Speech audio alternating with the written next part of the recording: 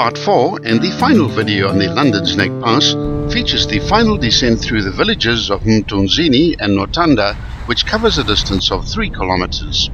If you intend driving this pass, it's important to watch parts 1, 2 and 3 first, which contain the Google Earth orientation clips as well as important safety, general and tourism information. Once you've cleared the final stream, the rest of the pass is fairly straightforward, but don't relax here, as you're now entering a fairly densely populated urban area. The frequency of finding livestock on the road increases as you approach the village of Mtunzini. You can also expect stray dogs and children on the road, as well as pedestrians. You soon realize the pass and its serenity are nearly over, as the first of the minibus taxis ply the dusty roads of the village, hooters blaring and the haichi hanging out the window calling for potential customers. The War Trail and New England Tourism Association have issued some sound advice for travelers to this region. Take sun protection with you, as the high altitude equals high UV, so please come prepared with suntan lotions, sunglasses, hats and long sleeve tops. This even applies in winter, as the UV rays reflect off the snow. Bring along sensible clothing, as the only thing that's truly predictable about mountain weather is that it's totally unpredictable. Come prepared for 4 seasons in one day. Practical, warm and comfortable clothing is the order of the day.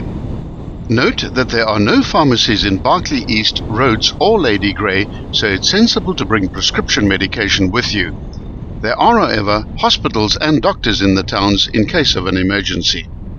If you're staying in self-catering establishments, then bring any unusual foods that you may want with you.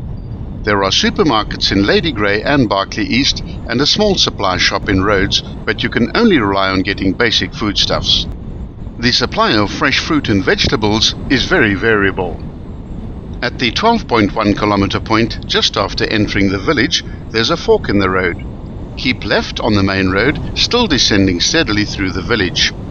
There are a number of sharp bends along this section, and at the 13.3 kilometer point, there's another fork.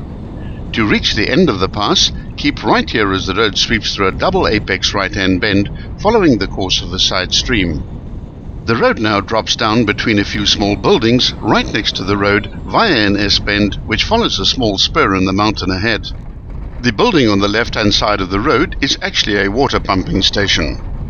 After passing the pump station, the road swings to the left into the northeast for about 100 meters, where the pass officially ends adjacent to a small hospital at a fork in the road at the 14.5 kilometer point at an altitude of 1,604 meters, fairly close to the Teli River, adjacent to the village of Notanda. You now have a range of route options to choose from, which would include crossing into Lesotho at the Teli River border post or following the R393 all the way back to Sterkspruit. Your navigation needs to be good in this part of the world, and always ensure that you're carrying full tanks of fuel, as supplies are not always consistent. If you find yourself with the time, Lundin's Neck Pass is an absolute must.